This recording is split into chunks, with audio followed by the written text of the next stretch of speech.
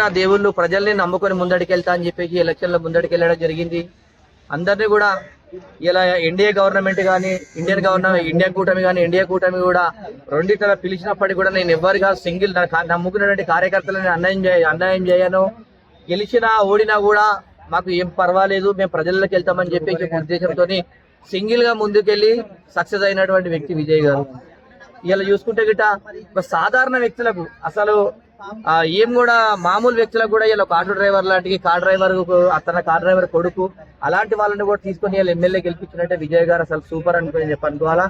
అదే విధంగా ఆయనకు తోడుగా చాలా కష్టకాలంలో డ్రైవర్స్ అయిపోయిన తర్వాత కష్టకాలంలో ఎవరు ఎంబడి లేకుండా కూడా ఒక లక్ష్మీ దేవత లాగా విజయ్ గారు ఎంబడి ఉండి విజయానికి సాంకేతిక కల్పించిందంటే ఆమె కూడా అసలు ఆమె పాత్ర కూడా ఉందని చెప్పేసి అనుకోవాలి. ఎందుకంటే ఇలా ఆయన ఎంబడి ఉండి ప్రతి ప్రచారంలో కానీ ప్రతి దానికి కూడా గతంలో ఎన్టీ రామారావు గారు ఎంబడి లక్ష్మీ పార్వతి ఏ విధంగా ముందడి తీసుకెళ్లిందో అదే విధంగా ఈ విజయ్ గారికి త్రిష గారు ముందుండి కూడా నడిపించి మంచి సక్సెస్ఫుల్ గా నడిపించారు.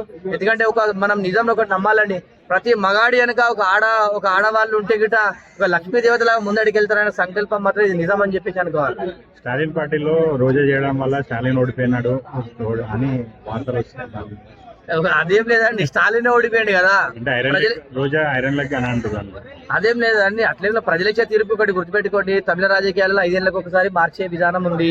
అదే విధంగా విజయ్ గారు కొత్త మ్యానుఫ్యాక్చర్ తోని కొత్త విధానంతో వచ్చింది కాబట్టి సక్సెస్ఫుల్ గా. ఇప్పుడు ఆమె అడుగు పెట్టడం వల్ల ఓడిపోయాడు అనేది అది కరెక్ట్ కాదు. ఏదైనా కూడా ప్రజల్ని నమ్ముకోవాలా, ఎవరో పక్క వాళ్ళ చూడగొట్టారు అనే విషయాన్ని నమ్ముకోకుండా ప్రజలిచ్చే తీర్పుకి ఎవరు కూడా తలవంచాలి. జగన్ గారు ఉన్నారు అని టాక్ వస్తుంది. జగన్ గారు అయితే ఏం లేరండి, ట్వీట్ చేసారు. ఎందుకంటే మీరు కూడా ఒక పెద్ద పార్టీగా విస్తరించాలి. ఎందుకంటే ఇప్పుడు చూసుకుంటే విజయ్ గారిది కానీ జగన్ గారు వీళ్ళంతా ప్రాంతీయ పార్టీ నుంచి కష్టపడి పైకి వచ్చిన వాళ్ళు ఇప్పుడు చూసుకుంటే గిట్ట. ఎందుకంటే గతంలో జగన్మోహన్ రెడ్డి గారు కూడా సింగిల్ గా కష్టపడి పైకి వచ్చాడు. అదేవిధంగా అదే స్థాయిలో కూడా ఇలా జగన్ మన విజయ్ గారు కూడా ముందుకు వచ్చారు కాబట్టి ఒక ట్వీట్ చేయడం జరిగింది. చాలా మంచి విషయం అని చెప్పి ట్వీట్ చేసింది. మమతా బెనర్జీ గారు ఓడిపోవడంలో